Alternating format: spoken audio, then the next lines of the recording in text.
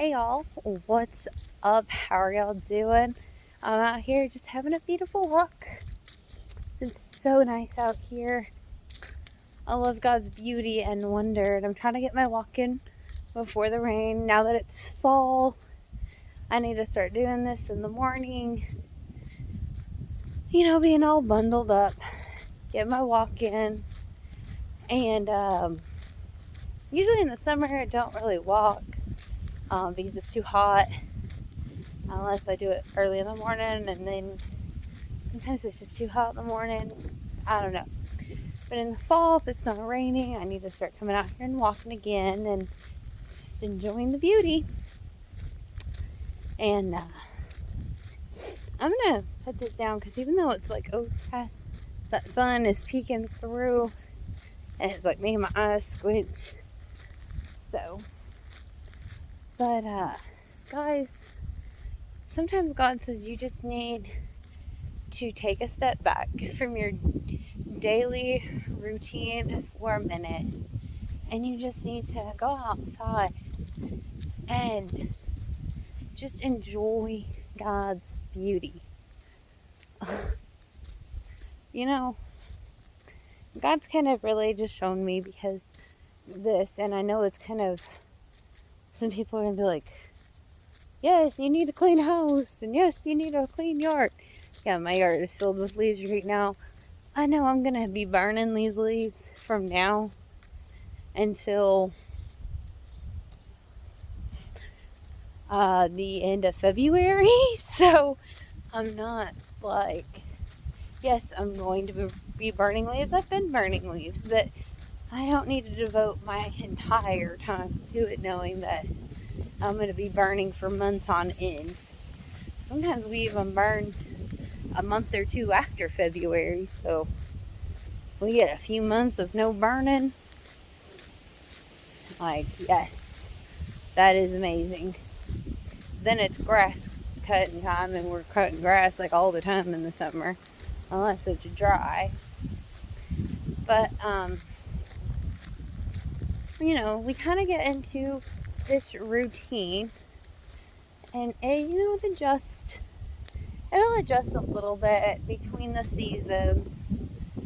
But for the most part, I get up, I help my husband get up, I start cleaning my house, I take a shower, I finish cleaning it, I run errands, and I help with the yard, and sometimes it just gets boring, and it gets to the point where it can honestly stress you out and wear you out. And the Lord told me you're not alone in that. He says a lot of people do that, and sometimes you just have to take a step back and just recognize God's beauty and wonder, and find a few moments to have peace. God says your house does not have to be spick and span and everything perfect, because the second because the Lord told me, He goes, the second your husband comes home, him and those dogs are gonna destroy it. They're gonna make it a mess, and you're gonna have to clean it all over again. Now, the Lord told me your house doesn't need to be filthy, but you don't need to have everything perfect. And a lot of me wanting everything to be perfect does have a lot to do with my childhood and my mom kind of instilling in me and my sister that everything had to be so. And it was just a little much. But I feel like me and my sister, sometimes we find ourselves getting into that old routine and of how we were raised and stuff, and sometimes I just have to take a step back and be like, I am my own person, and I have my own home, and I need to do what I feel is best. And sometimes if that means leaving it a big hunk of mess, That means leaving it a big honk of mess for a little bit while I collect myself, and I don't have to have that anxiety. I can be slow to anger, and I can be slow to outburst. And am I going to be as slow as God? No, I don't think so. I mean, Jesus has the world's best tolerance for anger. That's for sure. Because this world has literally made Jesus so angry, the way they talk to his people and his children, and the way that the things that we've done to his beauty, and all the sin in the world. I'm literally surprised that the rapture didn't happen sooner. Like, I'm surprised the Lord did not pour out his wrath upon this earth sooner.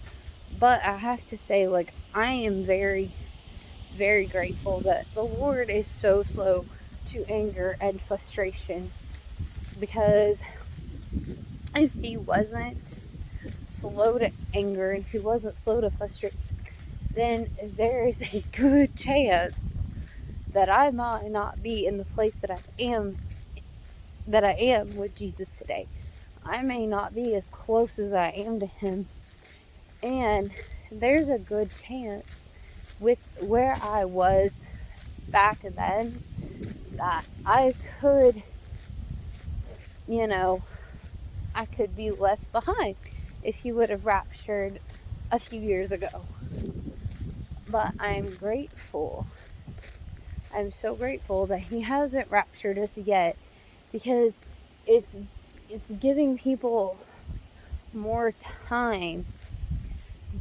Even though the time is running out. The Lord says that time is about up. The time's up. It's time to pick. It's no longer time to straddle the fence. The Lord says that he's at his breaking point with the anger. And the Lord has just really shown me that. That's why things are coming stronger, and things are starting to happen around the world. With the earthquakes, and with the rains and the floods and the tsunamis, hurricanes and tornadoes, and all of this that are popping up unexpectedly and in weird places. Like, I was looking up more about the rain and the tornado watch in Bakersfield, and apparently it wasn't just isolated to Bakersfield. It was the whole state of California has been in a drought. And they said that this rain, the storm just came on suddenly, like almost unexpectedly, from the little news feeds that I could find on YouTube. And the Lord said, don't you understand? That was a warning. My warnings are getting stronger. I'm pouring out, I'm holding back my wrath, but the earth is crying out, and I am allowing the earth to release some of my wrath as to what is to come.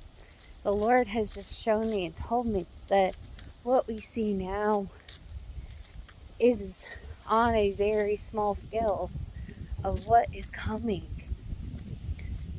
You guys, I don't want to be here for that. And I feel like I've got a little off topic, but I feel like the Lord has just led me to this place of where we're supposed to go with this conversation. But basically, the Lord's saying right now, it's not the time to worry about how your house looks. It's not the time to worry about how your yard looks. It's a time to step back and stop worrying about the worldly things.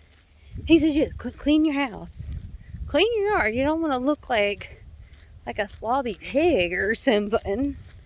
But he says, don't sweat a little mess here and there. Don't stress yourself out trying to do it.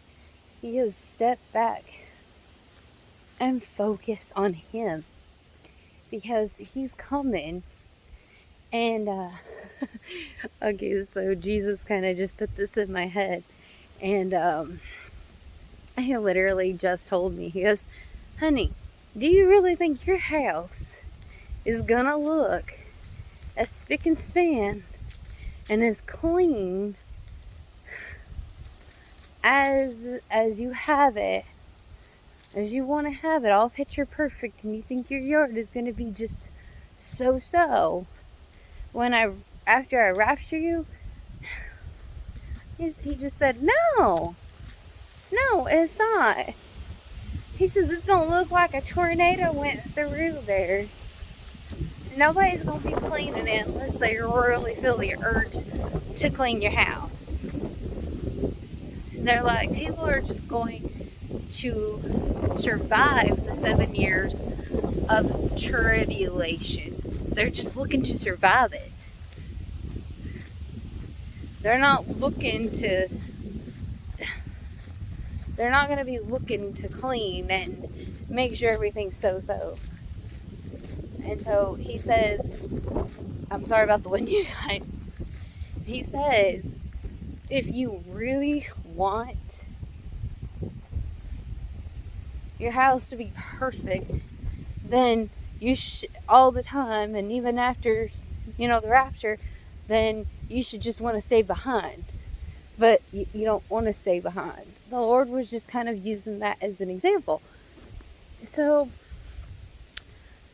you guys, the Lord's saying it's take a step back. If you're feeling overwhelmed because your dogs and your husband messed up your house after you just spent all day getting on your hands and knees and scrubbing it clean, and now you come home and it doesn't even look like it touched it. Or maybe vice versa. I know some people, the men stay home and the wife works.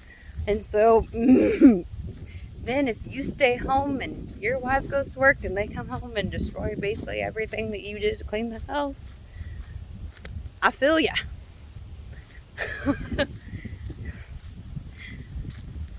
I don't know.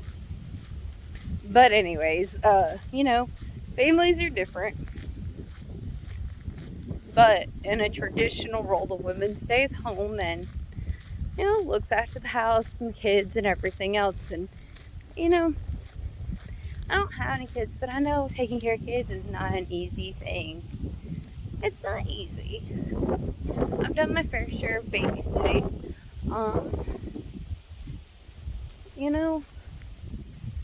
I would, honestly, I would love to have a little kid and deal with all the things that come with motherhood.